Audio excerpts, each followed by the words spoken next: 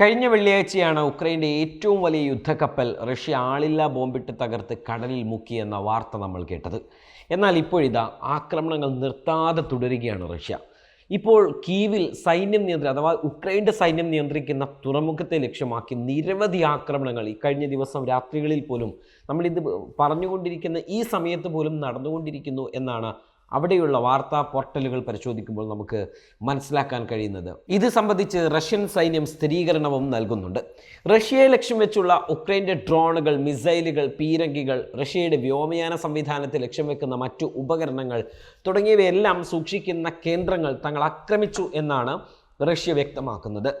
റഷ്യയുടെ ആക്രമണങ്ങൾ തടയുന്നതിനായി സജ്ജീകരിച്ച നോർവീജിയൻ നിർമ്മിത നാസംസ് വ്യോമ പ്രതിരോധ സംവിധാനത്തെയും ആക്രമിച്ചതായും 150-ലധികം പ്രദേശങ്ങളിൽ നിൽക്കുന്ന ഉക്രൈൻ സൈനികരെ സഹായിക്കുന്ന പോരാളികളുടെയും ഉക്രൈൻ തന്നെ വിമത സേനയാക്കി അല്ലെങ്കിൽ റഷ്യക്കെതിരായ ആൾക്കൂട്ടാക്രമണം നടത്തുന്നതിനുള്ള ഒരു പോരാളി ഗ്രൂപ്പുകളുണ്ട്. അത്തരത്തിൽ ഉക്രൈനിലുടനീളം അത് സജീവമാണ്.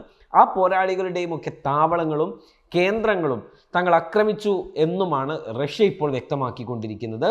റഷ്യൻ ആക്രമണത്തിൽ തീരദേശ മേഖലയായ ഒഡേസയിലെ വിവിധ ഭാഗങ്ങളിൽ നിന്നും വലിയ തോതിൽ തീ ഉയരുന്നതും രക്ഷാപ്രവർത്തനങ്ങളുമെല്ലാം ഉക്രൈനിയൻ മാധ്യമങ്ങൾ റിപ്പോർട്ട് ചെയ്തിട്ടുണ്ട്.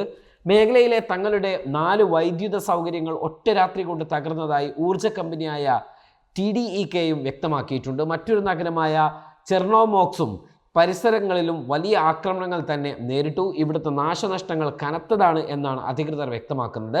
മേഖലയിലെ 29,000-ലധികം ആളുകൾക്ക് വൈദ്യുതി നഷ്ടപ്പെട്ടു എന്നും കമ്പനി അവകാശപ്പെടുന്നു. റഷ്യ മാസങ്ങളായി ഉക്രൈനിയൻ സൈന്യവുമായി ബന്ധപ്പെട്ട വ്യാവസായിക സ്ഥലങ്ങൾ, പ്രതിരോധ സംരംഭങ്ങൾ, തുറമുഖം, ഊർജ അടിസ്ഥാന സൗകര്യങ്ങൾ എന്നിവ ലക്ഷ്യം വെച്ചുകൊണ്ടിരിക്കുകയാണ്. റഷ്യക്കുള്ളിലെ ഉക്രൈനിയൻ ആക്രമണങ്ങൾക്കുള്ള പ്രതികാരമാണ് ഈ ആക്രമണങ്ങൾ എന്നാണ് മോസ്കോ വ്യക്തമാക്കുന്നത്. ഇത് പലപ്പോഴും നിർണായക അടിസ്ഥാന സൗകര്യങ്ങളെയും പാർപ്പിട മേഖലകളെയും ഒക്കെ വളരെ വലിയ അളവിൽ ബാധിച്ചുകൊണ്ടിരിക്കുകയാണ് എന്നാണ് മനസ്സിലാക്കുന്നത്. അതോടൊപ്പം തന്നെ സാധാരണക്കാരെയൊന്നും തങ്ങൾ ലക്ഷ്യം വെക്കുന്നില്ല എന്നും റഷ്യ വ്യക്തമാക്കി. Waytonikah.com, the exclusive Muslim matrimonial site.